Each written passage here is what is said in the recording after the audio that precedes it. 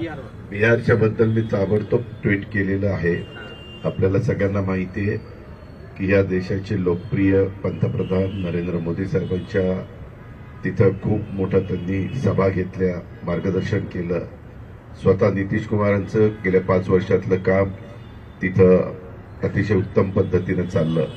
केंद्र सरकारने त्यांना सर्वतोपरी सहकार्य केलं आणि डबल इंजिनचं सरकार आम्हाला अनेक मान्यवर म्हणजे मी स्पष्ट सांगतो, अमित शाह साहेबांना ज्यावेळेस आम्ही भेटायचो, त्यांचे आता महाराष्ट्रात 2 दौरे झाले, त्यावेळेस मी त्यांना सहज विचारलं होतं की काय बिहारला साधारण रिझल्ट लागेल।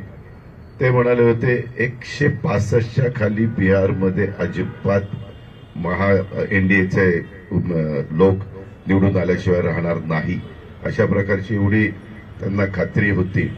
आणि एकंदरीतच मी या निमित्तानं मोदी साहेबांचं तसंच अमित शाह साहेबांचं आणि नितीश कुमार साहेबांचं मनापासून अभिनंदन करतो, कौतुक करतो।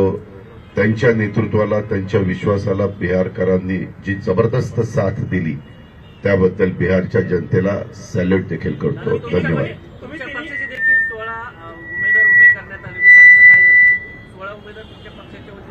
मी तिथं सांगितलेलं होतं की तिथं उमेदवार उभे करू नका, परंतु त्याच्यानंतरच्या काळामध्ये आमच्या इथल्या वरिष्ठ पातळीवर म्हणजे काही प्रफुल्ल पटेल साहेबांनी वगैरे काही निर्णय घेतले, कारण मी तिकडं जास्त लक्ष दिलेलं होतं महाराष्ट्रामध्ये, त्याच्यामुळे मला त्याच्याबद्दलची अधिकची माहिती नाही। तुम्ही तिन्ही पण प्रमुख नेते राज्यातील दिल्लीत आलेले आहात, पंतप्रधानांची भेट घेऊन त्यांचं अभिनंदन वगैरे करण्याचा काही पंतप्रधानांची भेट आत्ताच आम्ही डॉक्टर शर्मा साहेबांचे आपले इथले लोकप्रिय खासदार त्यांच्या घरी आम्ही बसलो होतो आणि तिथं पंतप्रधानांची सभा पूर्णपणे ऐकली।